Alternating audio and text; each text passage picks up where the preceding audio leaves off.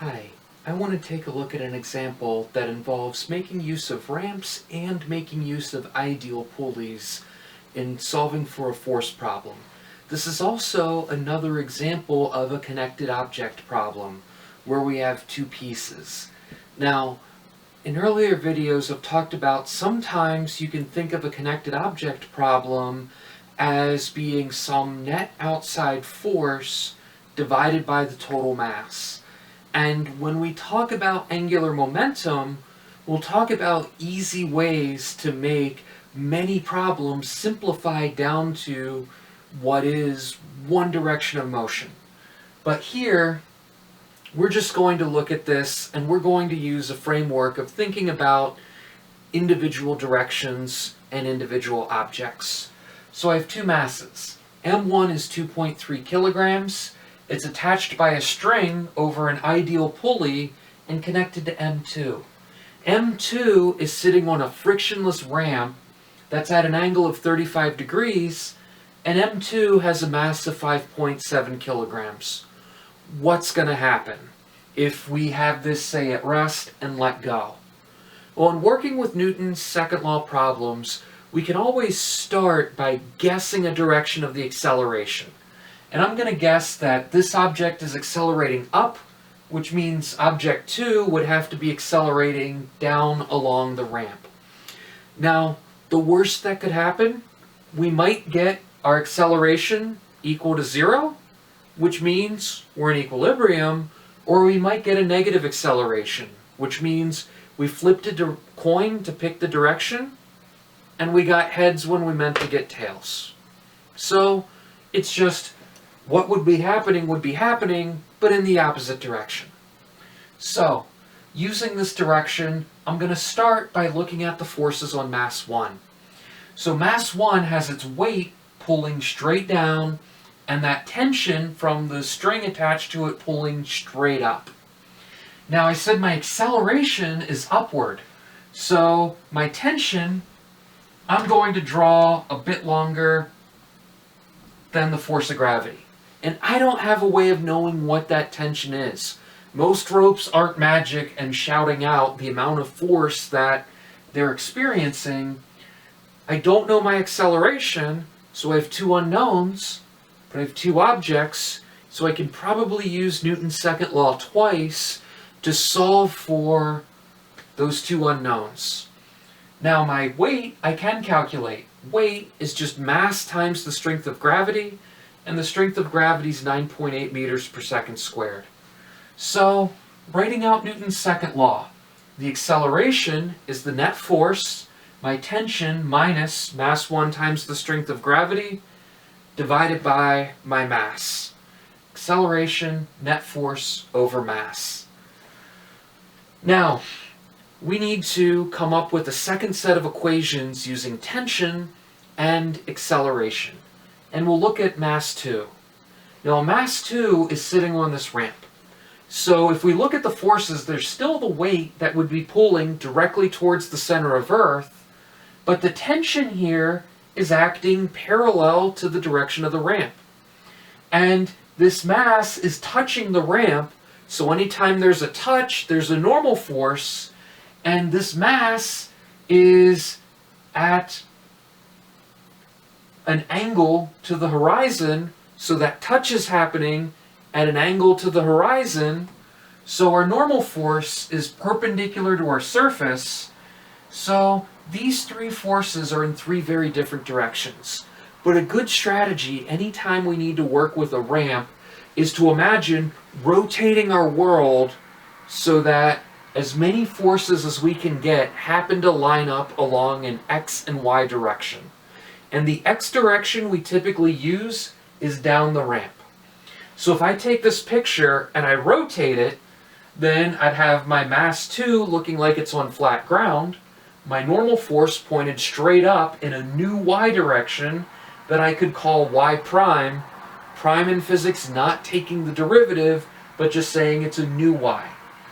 And I have my tension. That would be up the ramp or in my negative new x direction, x prime.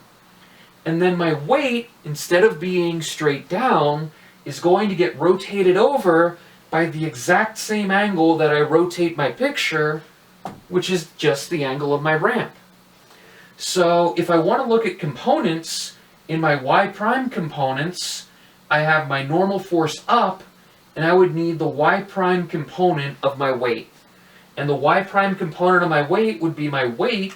So for mass 2, the weight is mass 2 times the strength of gravity, and the y prime component is adjacent to the angle that I know, so that would be the weight times the cosine of theta. And for the x prime vectors, the x prime component of my weight would be my weight, mass 2 times the strength of gravity. My x component is opposite of the angle that I know, so I'd multiply by the sine of the angle of my ramp. And then my tension is in the minus x prime direction.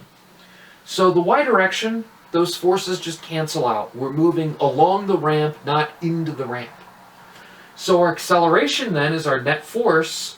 So the mass of the second box times the strength of gravity times the sine of theta minus the force of tension divided by the mass of object 2. So accelerations have to be the same. Tensions, we're saying for an ideal pulley, are going to stay the same. All that pulley is doing is just redirecting that tension into a new direction. So if I have the same tension and same acceleration, I can combine these two equations in order to solve for either the tension or the acceleration. And here I want to find the acceleration. So, first thing I want to do is get rid of the fractions for a moment. So if I multiply both sides for mass 1 by mass 1 times my acceleration is the tension minus mass 1 times the strength of gravity.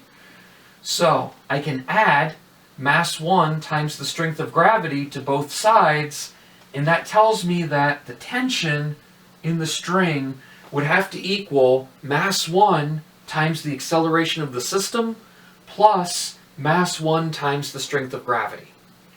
Now, that can get substituted into our equation for mass 2. So getting rid of our denominator, mass 2 times our acceleration is mass 2 times the strength of gravity times the sine of the angle of our ramp minus our force of tension, which is mass 1 times the acceleration of the system plus mass 1 times the strength of gravity. And that minus sign distributes out to both of those terms. Well, if I want to solve for the acceleration, I want to get all of my acceleration terms over here to the left, so I can add both sides by mass 1 times the acceleration of the system. And what I'm going to have left over here on the right is mass 2 times the strength of gravity times the sine of the angle of the ramp minus mass 1 times the strength of gravity. And over here, both of these are times the acceleration, so I can undistribute a factor of my acceleration and say that I have mass 1 plus mass 2 times my acceleration equals the weight of object 2 times the sine of the angle of the ramp minus the weight of object 1. And then to isolate my acceleration, I divide by m1 plus m2 on both sides, so my acceleration is going to be mass 1 times the sine of theta minus, or mass 2, sorry, times the sine of theta minus mass 1 divided by mass 1 plus mass 2, all times the strength of gravity. So now that we have an equation to give us the acceleration for any angle and any masses, let's calculate our acceleration with these two masses and an angle of 35 degrees. So I'd take 5.7 kilograms, multiply by the sine of 35 degrees, and that gives me a little bit under 3.3 kilograms. So if I subtract 2.3 kilograms from that, that would give me a little bit under 1 kilogram. Now 5.7 plus 2.3 gives me 8 kilograms, so I divide my numerator by 8 and then multiply by 9.8 meters per second squared. And when I do that, I get an acceleration of plus 1.2 meters per second squared. So we're not in equilibrium. We guessed the direction of the acceleration correctly this time, and we have a framework for if we wanted to get even more complicated.